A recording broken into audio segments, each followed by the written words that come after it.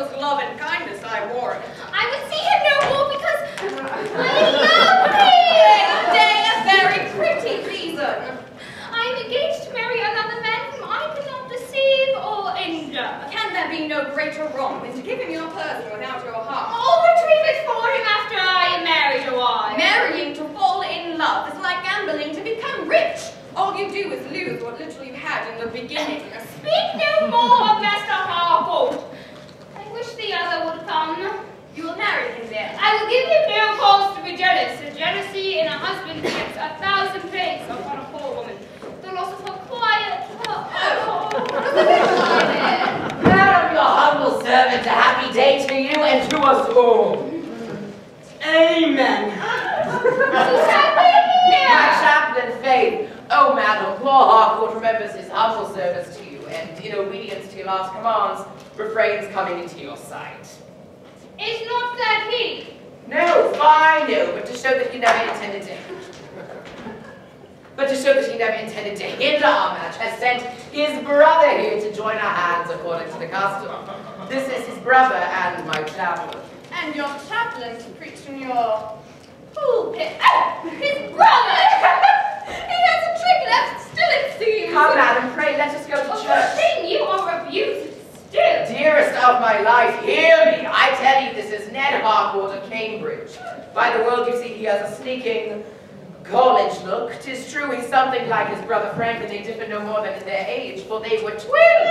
I cannot be so deceived, though you are. Frank Harcourt coming to me this morning to wish me joy and present his services to you. I asked him to help me to a parson, and he told me he had a brother in town who was in orders and sent him, you see there, to me.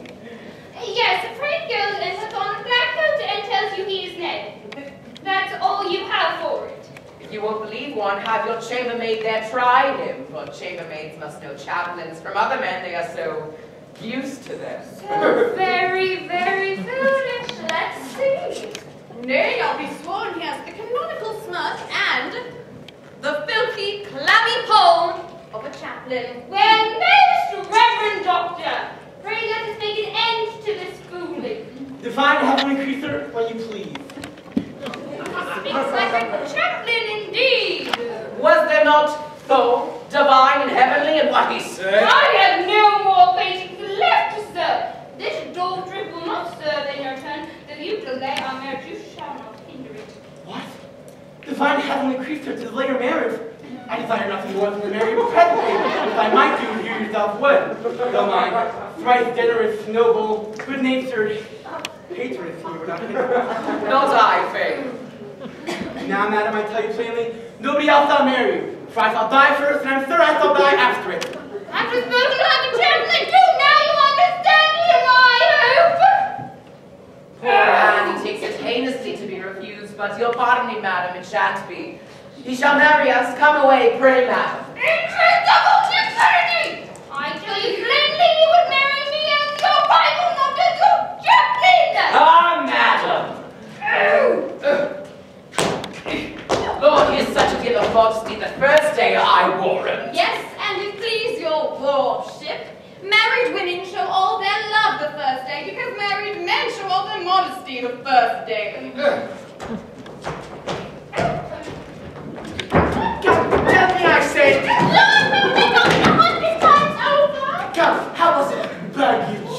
He carried me up into the house next to the exchange. So, and you two were alone in a room? Yes, well, he sent away his servants for some dried fruit and China oranges. Did he so? Damn him for it, and Oh, for... I presently came up with the gentlewoman of the house. But what did he do of the fruit cake? He kissed me 100 times over and told me he fancied to kiss my fine sister, meaning me, whom he said he loved with all his soul and bid me tell her so. So, he knew you certainly? It is clear that she loves him, and the sight of him will increase her aversion for me and love for him. Go fetch pen and paper out of the next room. Yes, Father. Why should women have more invention in love than men? It can only be because they have more passions, more desires, more lusts, and more of the devil. write. What should I write? We'll have you write a letter to your lover. Oh, Lord, to the fine gentleman a letter? Yes, to the fine gentleman. I know that letters are only writ from the country to London, and from London to the country. He's in town, and I'm in town, therefore I can't write to him now. You may, when your husband bids you. May I so? Begin. Sir. Shan't I say dear, sir? Well, once is always more than just bare, sir. Do as I bid, or I will write whore on a sign and hang it about your neck in the street. Sir. Though I suffered last night your nauseous, loathed kisses and embraces. Nay, why would I say that? I told you he had a sweet breath. Right. Let me leave that low. Right, I say. Right. Let's see it. Though I suffered last night your kisses and embraces, impudent creature, where is nauseous and low? I can't abide to write such filthy words. Once more, write as I'd have you and question it not, or I'll spoil thy writing. Lord, I will. That's it. Though I suffered last night your nauseous, loathed kisses and embraces. And go on. That I would not have you repeat them, so I concealed myself to avoid your insolence, so that you may forever cease to pursue her who hates and detests you. What? Dost thou sigh? Detest you as much as she loves her husband and her honor? I vow, husband, he'll never believe such a letter. What? He'd expect something different from you? Come now, sign your name. What? Shan't I sign your most faithful, humble servant till death, Marjorie Pinchwine? No tormenting fiend! Come now, wrap it up and write on the back for Mr. Horner. For Mr. Horner. I'm glad he's told me his name. Dear, sweet Mr. Horner. Why should I write a letter to make you angry? I will not send it, then my husband wouldn't see it. I see clearly he will not let me love Mr. Horner. Well, what care I? I will not send this letter. But then my husband... What if I writ on bottom, my husband made me write it? Yeah, then my husband would see it. What if I should write a letter and wrap it up like the other, and my husband would see it? I don't know what to do. But I will not send this letter to poor Mr. Horner.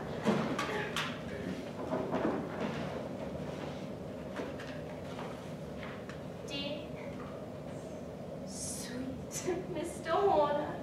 So, my husband would have me write you a base, rude, unmannerly letter, but I won't. And he would have me forbid you from loving me, but I won't. And he would have me tell you I hate you, poor Mr. Horner, but I won't tell that lie for him. There.